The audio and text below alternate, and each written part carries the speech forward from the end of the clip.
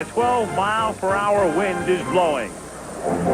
I'm Al Michaels. Welcome to St. Louis and welcome to Game 3 of the World Series. The Minnesota Twins riding high, not only winning twice, but doing it very convincingly. 10-1 on Saturday, 8-4 on Sunday, and manager Tom Kelly and the Twins are just 2 victories away from a world championship. The Cardinals, of course, know exactly what they have to do. They have to take at least 2 out of 3 to extend the series. They have to do it here at home, and the Cardinals have to start generating some things. This is a team that has only 2 extra base hits in the first 2 games. They've drawn only 1 walk, and the top of the order is so important these days with the absence of Jack Clark and Terry Pendleton. They have Vince Coleman, Ozzie Smith, and Tommy Herr batting 1, 2, 3, and at this point they are a collective 2 for 24. So the Twins have stymied the Cardinals in every respect. Whitey Herzog knows the ups and the downs. He managed at Kansas City. He won the world title here in '82, lost in a 7-game series in '85, and I asked him before the game about his gut feeling and his instincts. Well, basically, I think that a lot of the people have said you have to win the night. You have to win the night. Well, my gut feeling tells me we don't have to win the night, but if we don't win the night, it's going to be very tough because I don't think any team's ever come back from 3 down and won 4 in a row. But the big thing there is, even if we did win tonight, we'd still be down 3-1. We're still going to have to go back to the Metrodome, and we're still going to have to win a game there. So it's going to be a very, very tough series now for us to try to turn this thing around and win it. Not only because of that, it's because we don't have Clark and Pendleton in the lineup. You're limited, of course, and you mentioned not having Clark and not having Pendleton, and that's been well documented and chronicled. Any other thing that you thought about in terms of a lineup change or a lineup switch or any other thing that you could have done? No, the only thing I possibly might do is when we get back to the Metrodome, because Jim Linneman has a pretty good power hitter and he's also an outfielder, that I possibly will play Jim in right field against Blyleven if he would pitch. And Blyleven's history has been that he has given up a lot of home runs to right-hand hitters. And in the last few years, he's given up just as many home runs to right-hand hitters as left-hand hitters. So that was Whitey, and there is Jack Clark, the missing Cardinal, and we'll visit with him when we come back. Using it as an excuse, but there is no way you can avoid it. In black and white, 35 homers, 106 RBIs, and he missed 31 games. Jack Clark in uniform, but sitting on the bench. And here's what he had to say before the game. Well, it's tough. I wish I could be out there, and I don't no use harping on it or whatever. It's frustrating, it's disappointing, but life goes on. And again, this team showed a lot of heart, and so as a result, I can still get involved with the individual accomplishments and the team accomplishments out there, and knowing that I was a part of it. And hopefully I picked some guys up early, and they picked me up late, and it's just been an overall team effort. We haven't had one person that's been somebody we can do with or without. We needed everybody, and as a result, we're where we're at because of that. Briefly, what exactly does this team have to do to get back into it? Well, pretty much we just got beat. There's times when you go out there and team's going to blow you away and all that, and they blew us away and beat us at the same time. They've got all phases of their game working. We don't have one going right now. We haven't got pitching. We haven't got hitting. We haven't got speed. We haven't got anything like that happening for us right now. Same kind of thing happened against us with the Giants. And, we came back and then got a good pitch game and then ended up getting into the 7th game. We need a win. There's no doubt about it. Or else their momentum, and they're playing really intense and up baseball right now. And if we don't pick up the pace, this thing could be over with real quick. But, we've been here before, and the guys have been down and out supposedly since spring training, and we just keep rising to the occasion that we need a win bad, and, we'll be ready for it back here at home. Briefly, what about your future? Where will you be playing next year? Well, I'm not really thinking about that. I'm concerned about it, but I'm not really thinking about that right now.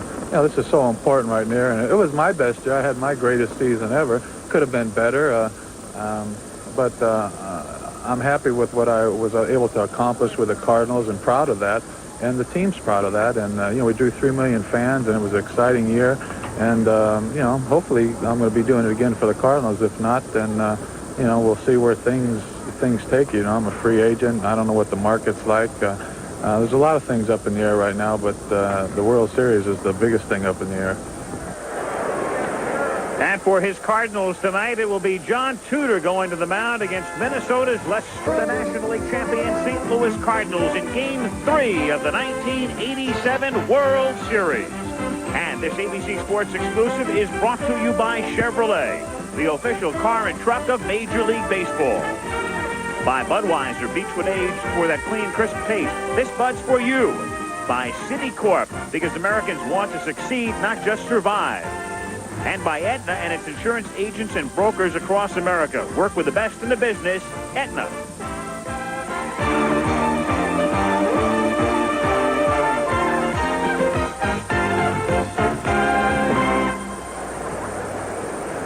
A cold night, rained last night. You can still see the moisture on the surface as you look down upon Busch Stadium, but no rain in the forecast tonight for Game 3 of the 1987 World Series between the Minnesota Twins and the St. Louis Cardinals. I'm Al Michaels, and the Twins, of course, are in a most enviable position. They know they can't lose the world title on the road. They can only win it or go home to the Metrodome, because games 3 and 4 here tonight and tomorrow, a 5th game if necessary Thursday, and if we have to go back to Minnesota, Game 6 on Saturday afternoon, Game 7 would be played on Sunday night. Let me turn now to Tim McCarver and ask you, sir, to assess, if you would, the first 2 games of this series.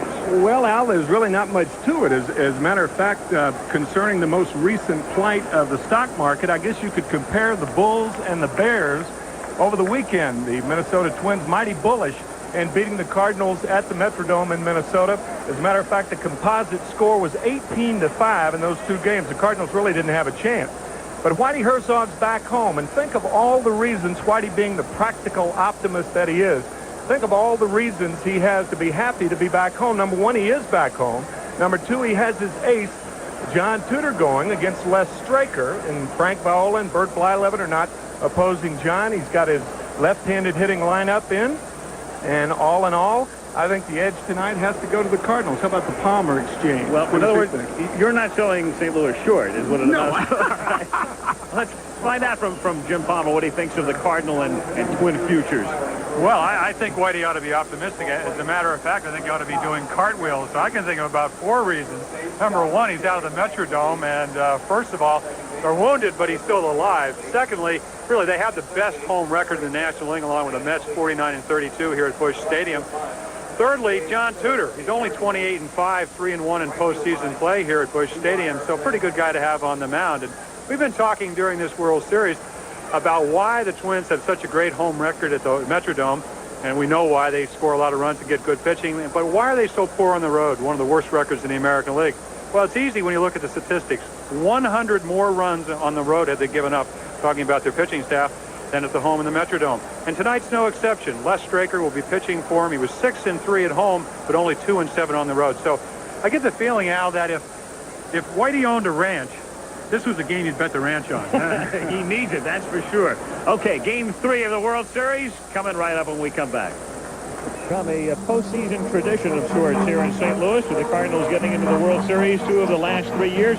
August A. Busch Jr., the chairman, president, and chief executive officer of the St. Louis Cardinals before the game tonight with the Clydesdales, and dissolving now to live action and to the ceremonial first pitch. Honorary chairman of the Anheuser-Busch companies, the chairman of the board and president of the St. Louis Cardinals, and the team's #1 fan, Mr. August A. Busch Jr. Assisting Mr. Busch is his son, the chairman of the board and president of the Anheuser-Busch companies, Mr. August A. Busch III.